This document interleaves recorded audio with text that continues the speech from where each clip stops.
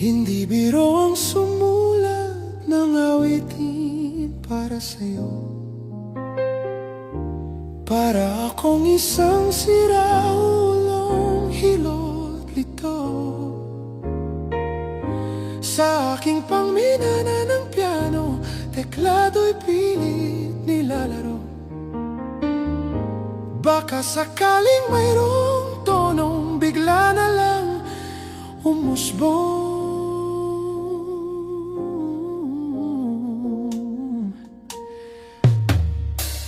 Tungkol saan naman kaya ang awiting para sa'yo?